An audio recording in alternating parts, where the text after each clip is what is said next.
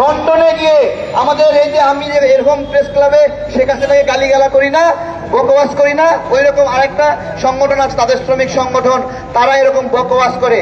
তারা লন্ডনে গিয়ে সেমিনার করেছিল এবং লন্ডনে আমাদের প্রবাসী ভাইদের কাছ থেকে টাকা তুলেছিল, কয়েকশো কোটি টাকা তুলেছিল।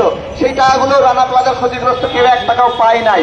রানা প্লাজার শ্রমিকরা এই নিয়ে কথা বলেছিল একজনের, আমি যদি মন্ত্রী হতাম, একটা মন্ত্রণালয় পেতাম, কি যে কাজ করতাম, কাজ করে সব উল্টায় দিতাম, আমি রাত দিন কাজ করতাম, এভাবে বলে বলে মুখে ফেনা তুললো।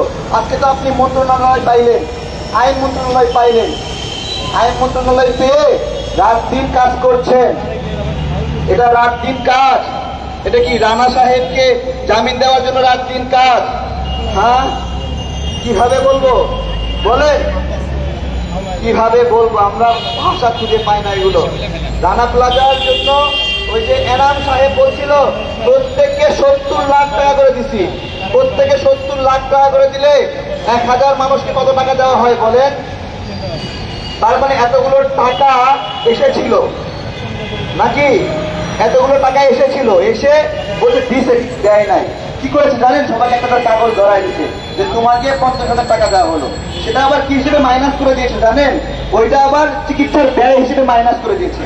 বাস্তবে আমার রানা প্লাজার শ্রমিক ভাইরা শুধু কাগজ পাইছে, কাগজ। ঠিক আছে, এখন বিষয় হলো শেখ হাসিনার পিরিয়ড চলে গেছে।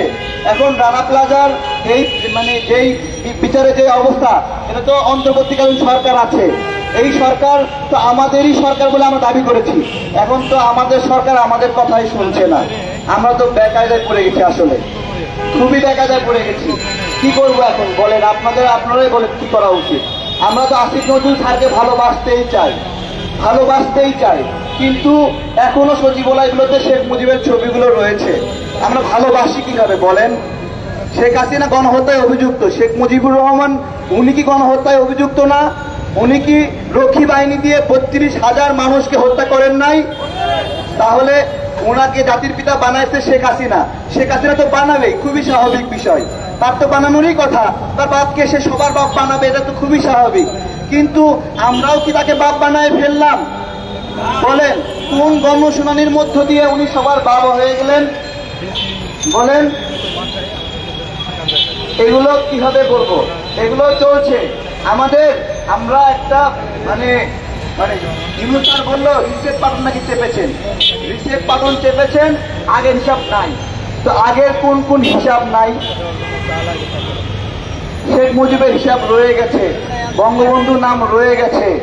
এগুলোকে সম্মান করতে হচ্ছে নাগরিকদেরকে। এগুলো আমরা করব কি করব না সেটা একটা বিষয় আছে। কিন্তু এই যে রানা জামিন পেয়ে গেল, আমরা আজকে বিকেলের মধ্যেই এই প্রতিক্রিয়ার ফলাফল দেখতে চাই।